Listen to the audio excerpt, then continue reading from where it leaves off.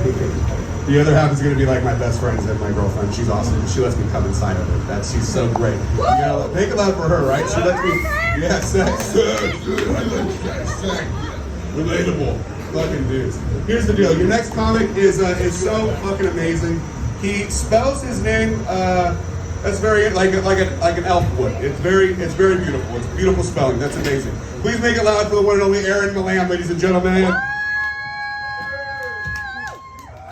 All right, let's bring it back, gentlemen. You're gonna be my passageway to joy, okay? We're gonna bring it all back for everybody. Bring it back, make it pretty, make it loud and pretty for Freddie as well. Good old Freddie over there. So get that energy up. I'm talking about. Okay. Let me ask y'all something real quick. I mean this sincerely. Why is everybody in a goddamn zombie movie always fighting so hard to stay alive? You know, like what the fuck are they holding on to at that point? I cannot possibly imagine what is gonna be at the end of that rainbow. You know, I cannot imagine. And I get it. Undead zombie sounds bad on paper. You know, no doubt. But like, you know, in practice, like in person, zombie life's got perks. Like, first and foremost, zombie culture, it's community-based. Through and through. It's that undead socialism, y'all. I'll tell you what, zombie Bernie Sanders would be killing it in the apocalypse. No doubt. You know what I mean? Shit. Zombies stick together. Zombies roll deep. That's why every shift is a fucking group project, you know? That's how it works. Ain't never gonna hear a zombie complaining that, man, I feel like I'm carrying this whole goddamn apocalypse right on my shoulders. No. And they don't ghost on you either. Zombies don't bail last second or, you know, ditch you. Send you a text later on like, sorry, Mercury was in retrograde or whatever the fuck. No. The zombie says he's pulling up. That zombie's pulling up. He might be knocking on your fucking doorknob, but he's gonna be there. I guarantee you. I mean, shit. Not to mention, zombies got the lowest overhead in the game. Fuck. That diet? Simple. Brains. That's it. Never gonna hear a zombie asking what's for dinner tonight. They all know that question got one answer. It's Todd. We haven't Todd tonight, motherfucker. But I mean, I know how you're trying to say that zombies got it all figured out. I mean, they got their own problems, for sure. But I'm just saying, like, given the choice between being a ghost or a zombie, I'm picking zombie every goddamn time. This is for real. Because ghosts are fucking stupid. Fucking, they're dumb as shit, dumb as hell. I don't know if we understand that collectively. There's a lot of people who enjoy these ghosts. Fuck ghosts. I don't know what it is about dying that takes you from like a, you know, well-rounded, responsible human being into like just a whiny ass booger little bitch, you know, just a booger little nasty bitch.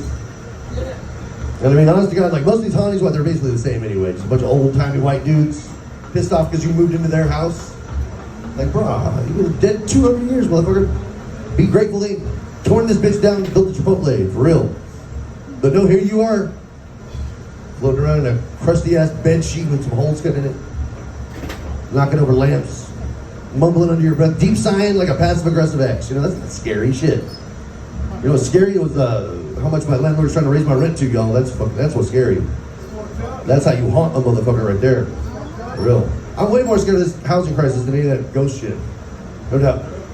I mean, but you know, worst of all though, dumb as shit, gotta be the walking through walls. Hear me out.